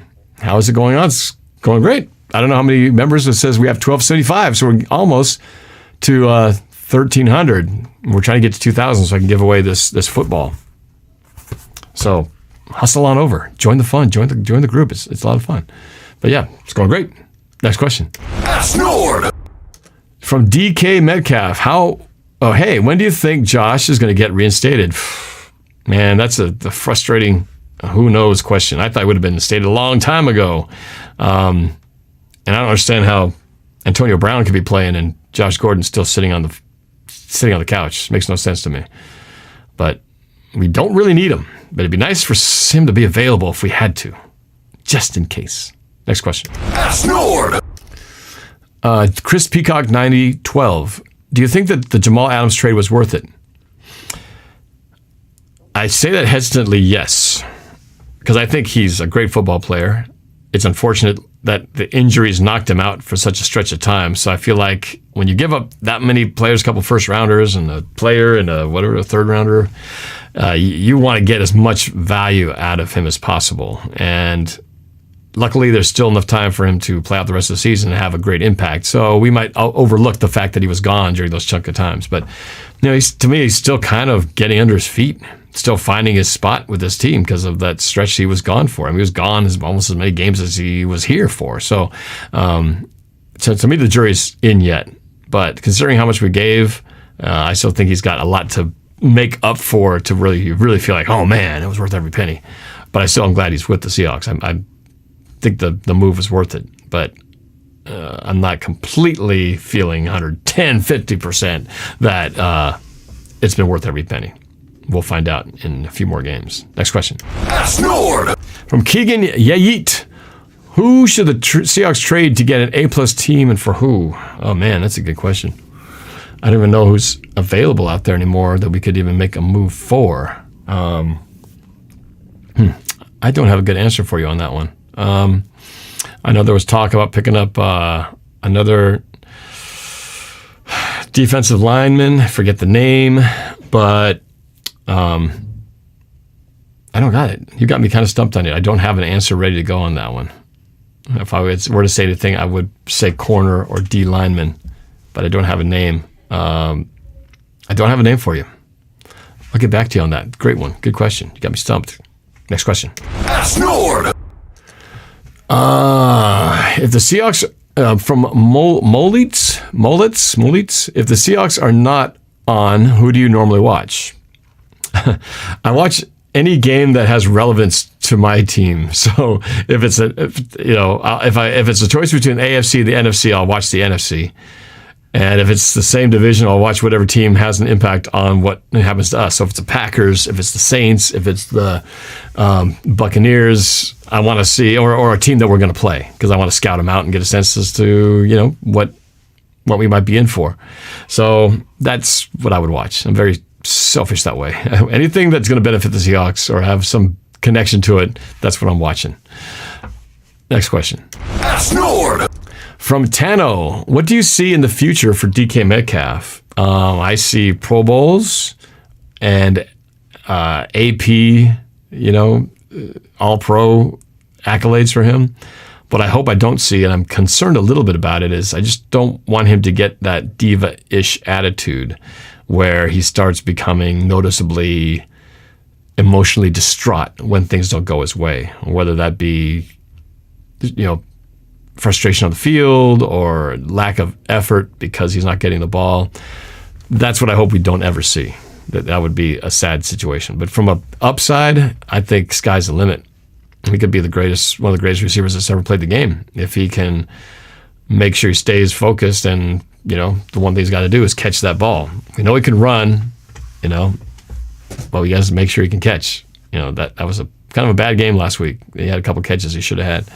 So hopefully we see a different version on Monday. Next question. Ask Norb. Arkan, favorite current player not on the Seahawks? Well, I think the easiest one to say would be if I could just move a guy from Seattle from any position, from any team, probably Aaron Donald. I mean, Aaron Donald is so good. And if we had an Aaron Donald on our team, man, we would have one just great defensive line. So that would be pretty awesome because he's great, one of the best to ever do it, and in a position that we definitely could use it in. The other one I would say is this is kind of out of the blue, but Larry Fitzgerald, he's another guy that I respect a lot as a person, as a guy. He played for the same team his whole career, no matter how bad they were for most of those years. But he's always been a consummate professional, always, attitude is always good, works hard, doesn't matter what's going on around him. And he really should have gotten a Super Bowl ring back when they played the Steelers in Super Bowl, whatever that was, 2007 or whatever that was. That's too bad. I was really rooting for the Cardinals that year. Even though they're rivals, it was against the Steelers, and I really didn't want to see Ben Roethlisberger get another ring, but unfortunately they did. Next question. Ask Norb. Rishi H., who is your favorite all-time Seahawks offensive lineman other than Walter Jones? That's a good question. Well, it's kind of a love-hate thing, and I know a lot of people talk about it, but Steve Hutchinson on the Seahawks left guard, I mean, they were a tandem. Him and Jones on the left side were so good together. I mean, you couldn't possibly have asked for a better combination. And it was just a shame that when the contract thing happened and that poison pill with the, what do you call it? Not the, what do you call that clause in the contract? What do you call it when you franchise tag somebody? It was a transition tag. I think it was a transition tag, and somehow they had it to where they were able to steal. The Vikings were able to steal Steve Hutchinson from us. Was a horrible move. But he was really good. I can't deny he was really good. And again, a shame that offensive group didn't win a Super Bowl ring because they should have. Walter Jones, is a shame that as great as he was, never got a Super Bowl ring. It's a travesty. Got robbed in Super Bowl 40. Next question. Ask Norb. Xavier says, hello, Norb. Big fan, but watching you since your channel was created, what do you expect from Russell Wilson in the incoming games? Do you think we have a chance of going to the playoffs? What's the prediction of the Seahawks going back to the Super Bowl? If Seahawks was still undefeated, will you be more confident that Seahawks will go to the Super Bowl? A lot of stuff in there. I think I spoke to that. I think Russell Wilson will get back to that form because he will have Chris Carson, and I think the running game is going to benefit him immensely, especially from minimizing turnovers and forcing the ball. Yes, I believe we will be in the playoffs. The question is, will we be number 1, number 2, number 3? What rank will be? What seed will be in? I think we're going to make it one way or the other. Hopefully, we get the first seed. I think it's very possible. I think we could be 12-4, but even better if we could go 13-3 and go undefeated the rest of the way. If we were still undefeated, would I feel better of our chances? Of course. If you're in the Steelers right now, you're feeling pretty darn good that, the worst you're going to do is 10-6, even if they blow it the rest of the way. That's a pretty nice feeling to feel like you're already in the playoffs and you haven't even lost a game yet. So, yeah, it would have been nice to have gone undefeated, but that still doesn't derail our chances of going number 1 seed in the NFC and accomplishing everything we want, including getting to the Super Bowl and winning it. It could still happen. I feel like we've got the guys to do it if they stay healthy. Next question. AskNorb. Wizard. He just posted a whole bunch of the emojis in there. If you can see them right there. Pretty cool. Let's see if I can blow that up a little bit. Nah, it's not that much bigger. Nope, never mind. Yep, there's just a few emojis and GIFs. Don't know. Do you say GIF or GIF? I've heard it both ways. Not sure. You say GIF or GIF? Answer in the comments. Okay. Russ X Metcalf. What would you do if Russell Wilson came to your house? Well, first I'd invite him to come in. And I'd say, hey, since you're here, can I offer you something to drink? And would you like to sit down and do a little interview with me in my studio? I think that would be lovely. That would be pretty huge and really cool and would do wonders for my channel as well. So, but yeah, that would be pretty cool. That would be something. Don't know if that'll ever happen, but that's what I would do if he came. Next question. AskNorb. Yeah, boy, Austin. Do you think the Bengals will win the Super Bowl in the next 5 to 10 years? Well, they got a good quarterback, and it was a shame that Joe Burrow tore his ACL and all that because he was, despite the team not playing that great and not having a lot around him, he was actually showing to be a pretty good, living up to his first-round reputation. But that injury is brutal, and he's got to come back from that and pick up where he left off. But they got a quarterback. Now they got to build around it. That one man by himself, as we know, Russell Wilson can't do it by himself. Joe Burrow can't do it by himself. So they got to get a whole team around him. But they definitely have at least the most important position covered. So could they make it 5 to 10 years? I think so. I mean, they got enough time to do it. They just got to make the right decisions. Otherwise, they could be the Jets. That's not good. Next question. AskNorb. AJ Peachman 37. Do you think Lockett or Metcalf will get? I think I meant to say Lockett. He says Lockett of Metcalf. It sounds like some kind of British or Scottish title. I am Lockett of Metcalf, here to claim my rightful claim to the throne. Lockett or Metcalf will get more yards versus the Eagles? That's a really good question. The over, the under. Who's going to get the most? This feels like I feel like it's going to be a Lockett game. I mean, if the weather is really going to be bad, like they say it will, I feel like possession catches will be key, and Lockett is just so reliable. When all else fails, you can count on Lockett to make the catch. I feel like Lockett might be the one to have the better game in this. But Metcalf can blow it all the way with one big 80-yard touchdown, so we'll see. But right now, I'd say I'd put my money on Lockett having the more yardage. Next question. AskNorb. Josh Allen says, hello, I've been watching you for 4 years now. I don't really have any questions, but what is your opinion on Josh Allen? Have a good day.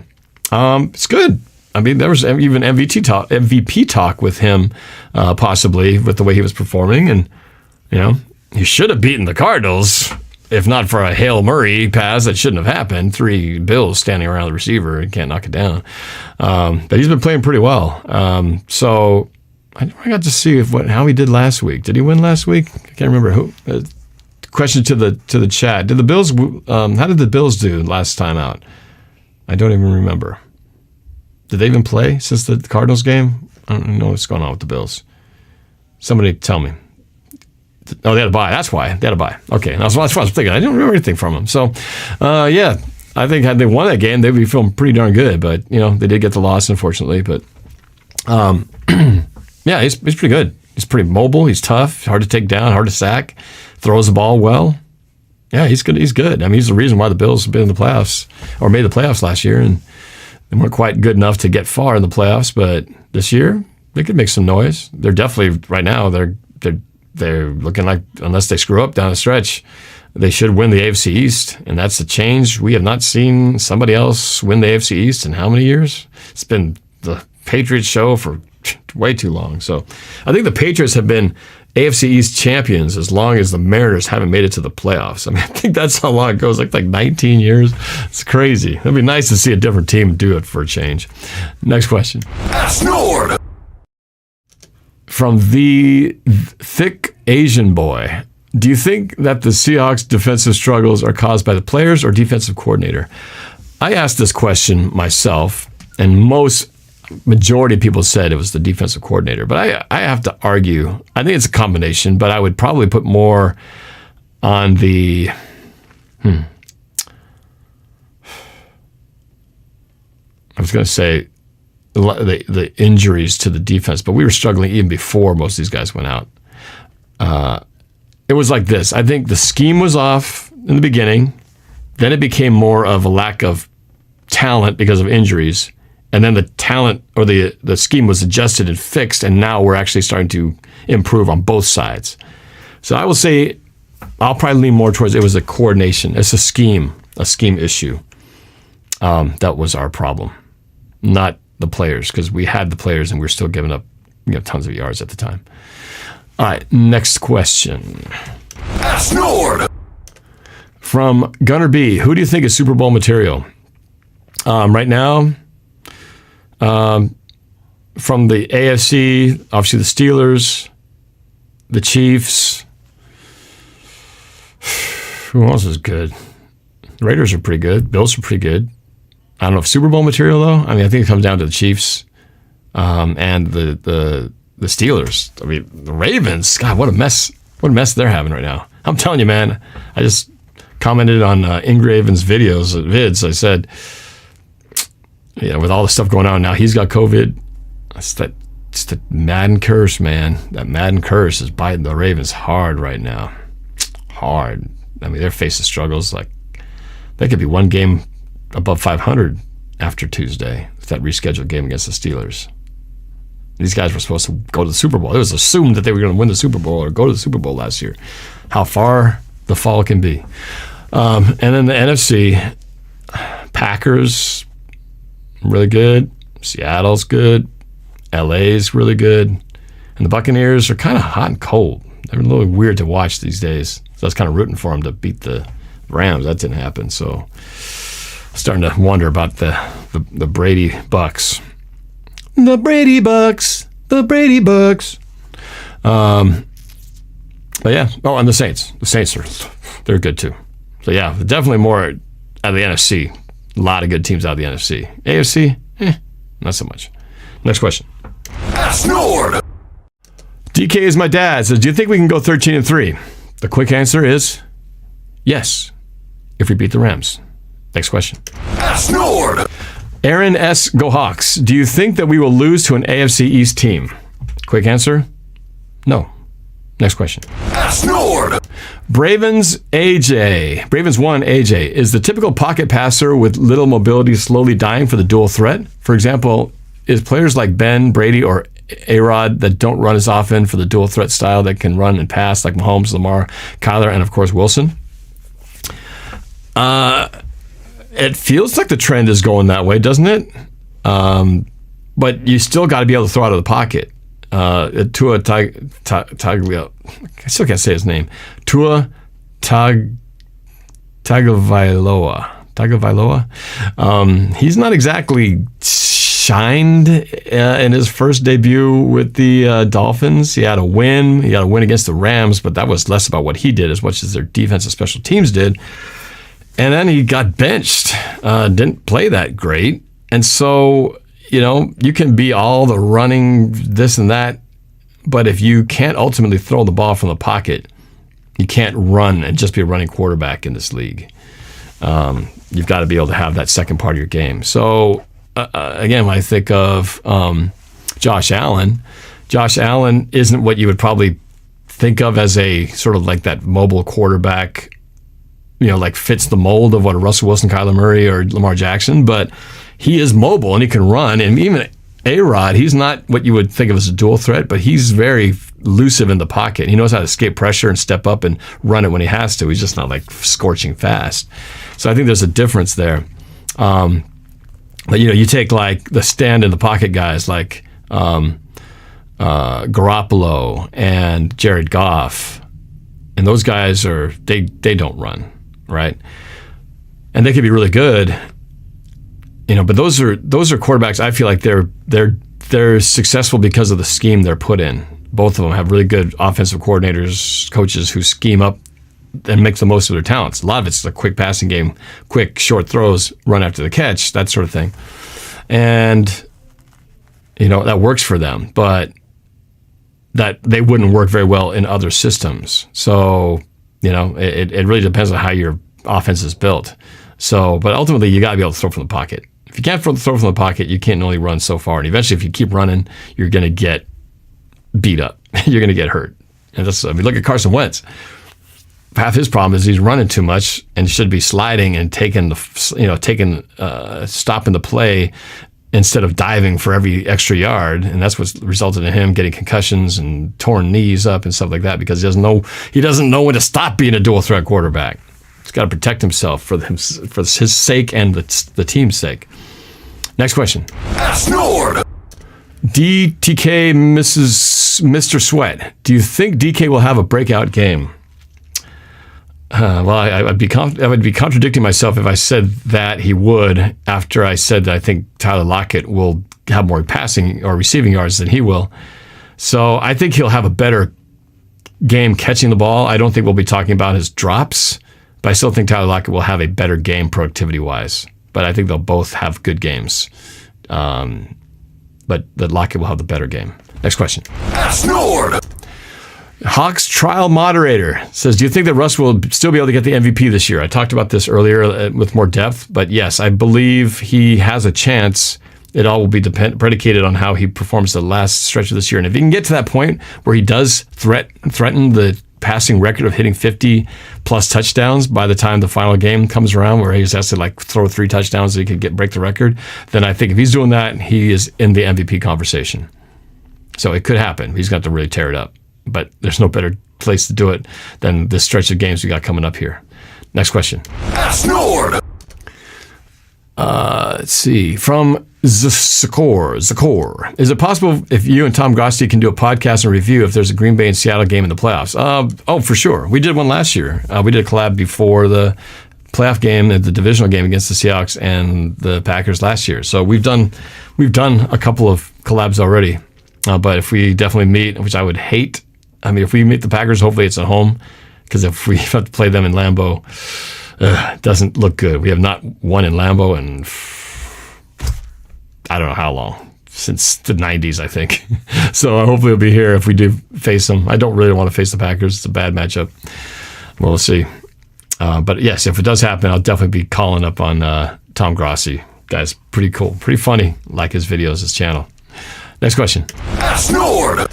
Mark Earns, or is it Mark Earns? Mark Earns or Mark Earns. Should the NFL adopt a draft lottery, one like the NBA has, where the teams that don't make the playoffs have a shot at the top pick? Would it limit teams' incentive to tank for picks? I actually think the system's fine. Look, just because a team has the first pick doesn't mean A, that they're going to be good, or B, that they're going to draft the right guy.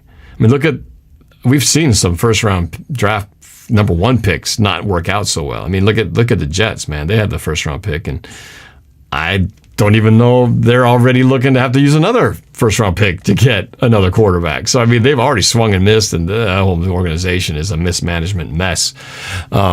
So it can for certain teams, but I don't think when the whole thing about tanking, I don't believe. It certainly doesn't come down to players don't tank. I don't believe that players will try to tank, because here's the thing. Maybe the owner, let's say the owner really wants the team to win. He's going to have to find other ways to sort of guarantee a loss. They'd have to have the coach sit certain people, so they put like a losing, less likely to win team out there. But you're not going to find players going out there and giving up because they want to lose for the first round pick, because these guys don't know if they're going to have a job next year.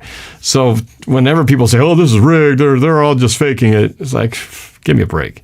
These guys are going sometimes year to year, not knowing if they're going to be in the league after the year they're finishing. And we're not talking about the multi-million-dollar guys who have 5-year contract guaranteed. I'm talking about the guys who are the lower six scale wage, which is a lot of money to us, but for an NFL player, the average, I think, life career of a player is like 3 years. So you don't know if you're going to play another year in the NFL. So those guys are playing for their next job all the time. So they're not going to certainly give up and tank just because they want their team to get the first round pick. And it might not even benefit them because they may not be in that team next year. So I don't want to hear anything about teams tanking. I just don't believe that that's the case. That's a big conspired effort, that everybody's in on it and they're all going to try to lose for that. I just don't think that happens. That's not realistic. But yeah, I don't have a problem with the way the system is set up. I think it's good, actually. And for teams, look at Seattle. They consistently only draft out of the low first round because they're always in the playoffs most of the time, and yet they still manage to put out a playoff caliber team. They're doing something right that doesn't require them to draft out of the first round. So, it's more than that. Just because you draft out of the first round early doesn't mean you are going to turn your season around. It just means you have a better shot at getting somebody who can, at a particular quarterback. But, there's been a lot of swings and misses. So I don't think the system's broken. Otherwise, it'd be too predictable, and it's not. Next question. AskNorb. Hawks trial moderator. Can you speak more than one language, such as French or German? I don't speak French or German, but I did study Español. ¿Cómo está? In high school, I haven't used it much. I know a little bit of Tagalog. ¿Cómo está acá? Mabuti. So I know a little Tagalog. I can listen to it, a lot of conversations. I just don't practice it. And then I also lived in Japan in high school for a year, so I learned how to speak Japanese. Dozo yoroshiku hanajimashite. Watashi no namae wa Nobato Kaori desu. So if you're Japanese, you understood what all that was. So I can sort of mess around in 3 different languages, but I'm not a master of any of them. So I wish I was, but I only kind of know 3. Well, 4 if you include English. So a little bit of Spanish, a little bit of Tagalog, a little bit of Japanese, and I'm a master at English. I am fantastic at English. Next question. AskNorb. Rugs for 2024. So far, if you had to pick one game in your music prediction music video that you had to redo, what would it be? Oh, it'd be the Falcons game. I gave too much credit to the Atlanta Falcons. I did not see them sucking as bad as they have. But then again, the Falcons are a team that has underachieved for I don't know how many the last several seasons, and they culminated in the loss in the Super Bowl to the Patriots. That should never have happened. And I think that was like our Super Bowl 49 in the sense that it just became this thing that is sort of stuck with them, and it's the thing that stuck with Dan Quinn that he could never quite get out of. This whole feeling like this team can't put teams away. They're always going to lose at the end, and it haunted them this whole first part of the season. Eventually led to him getting fired. So I was way off on the Atlanta Falcons game. The rest of it, I've been really that's the one I was way off on, and the rest of them were pretty much on. The only difference was I had the Cardinals' losses and wins switched, so I picked them to win the first one, lose the second one. Instead, they lost the first one, won the second one, and then of course the Atlanta Falcons game, which I was way off on. So yeah, the Falcons game, that's the only one I'm a bit off on. The rest of it, I'm right on the money, man. Go Hawks. Next question. AskNorb. Tropical Night Fury 89. Tropical Night Fury 89. Norb, I'm a Falcons fan. Well, it's funny, I was just talking about him. Do you think Matt Ryan will win a Super Bowl? Also, I found your channel from the Falcons versus Seahawks game reaction. I was hoping Falcons were going to win, but good game. It's funny, we just talked about it. Wow, the coincidence of the matter.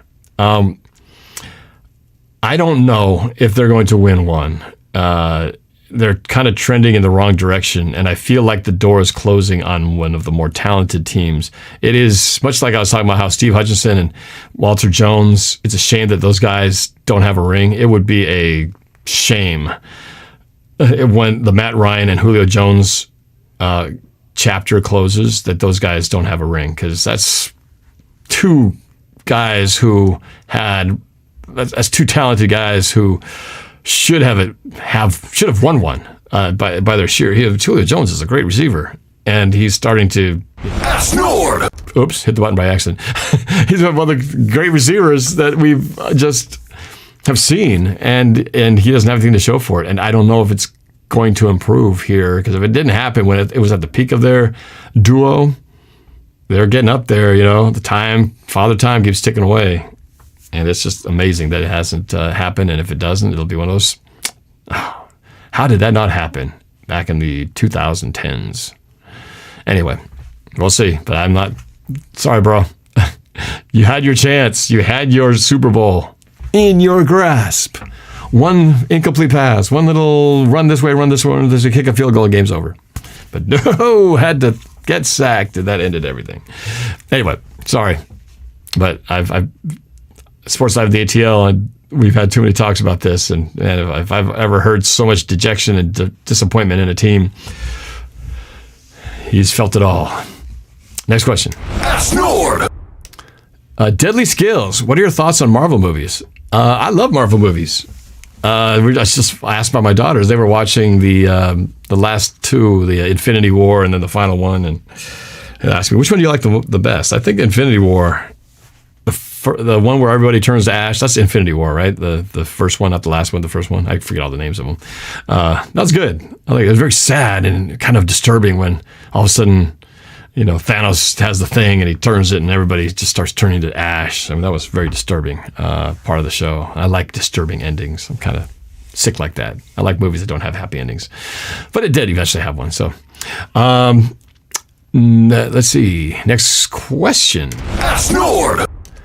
Bean Blower. What are your thoughts on the Ravens versus Steelers game getting delayed twice, Sunday, now Tuesday? I talked a little bit about this. I was just talking about the Madden curse has bitten the Ravens hard this year. Lamar Jackson coming down with COVID, now getting the game pushed to Tuesday. Now, I mean, not only did they rob us of a great matchup on Thanksgiving night, but now as a Ravens fan, you're just thinking, man, this just sucks, because you're basically going undermanned against the Steelers, who are undefeated, which would have been a great matchup. This has been an awesome AFC North type of matchup game, and then to have basically just some of your key guys just out because of the whole COVID thing just really sucks for them. But I expect the Steelers should win this thing. Not easily, but they're going to definitely, their main weapons, Lamar Jackson, not in the game. I mean, a host of other guys. So the Steelers, their path to staying undefeated definitely got a little bit easier. But now I still don't think they're going to do it. But now I don't know. I figure out who could possibly beat them going down the stretch. Feel bad for Baltimore Ravens fans. Next question. AskNorb.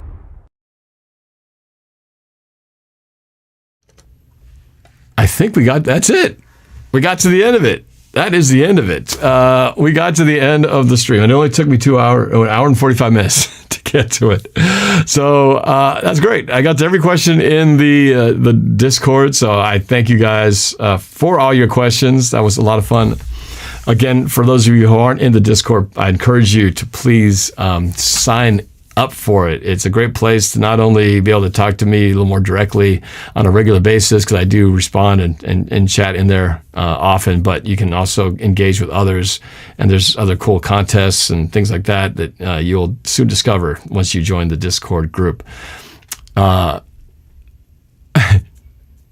Mordrock7 chimed in there real quick just now. What sound does the Seahawk make?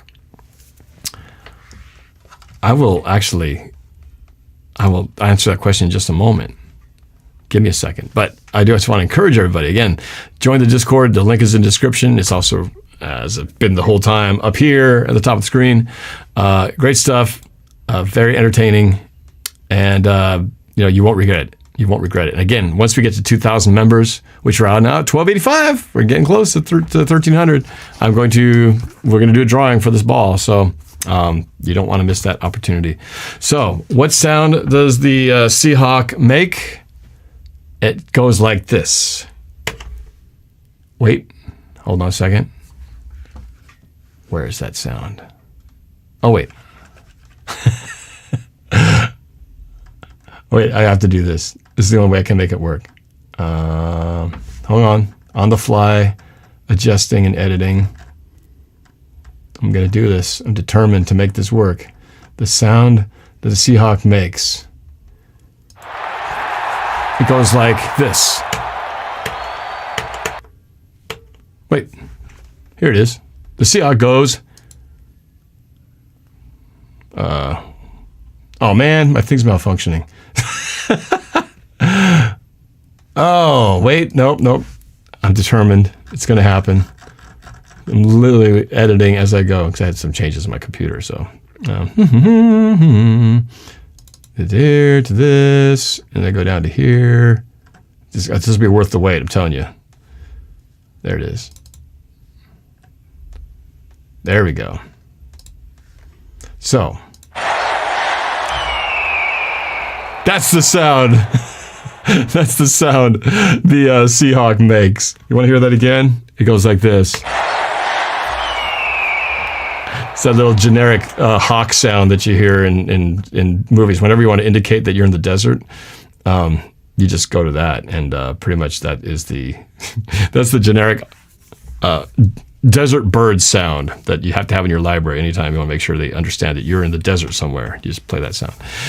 All right, that's it. So again, join the Discord. You guys have a great weekend. I do have more videos coming up. If you haven't seen my Eagles music videos from the past, I think I'm going to post them up just in the community area of YouTube. I don't have any new ones to make just because my collaboration with Philadelphia didn't happen. But I've got 4. Do we do 3 or 4 videos? We did 3 videos together, and they're all fun. So I might repost them just for fun's sake. But I will have our, of course, Monday Night Football. Going to be doing the live stream with my dad as usual. And look for me if you're watching the game. Look for me on the broadcast because I'm going to be in the fan mosaic on screen doing that thing where the camera shows all the people in little digital, Zoom type things going, yeah. We're going to be doing that. So we're going to be double dipping, doing that as well as the broadcast. So I will see you guys Monday night. I may put some videos out before then. We'll see. But until then, have a great, wonderful rest of your weekend. Have a good one. And don't forget, join Discord and subscribe. Appreciate it. Go Hawks.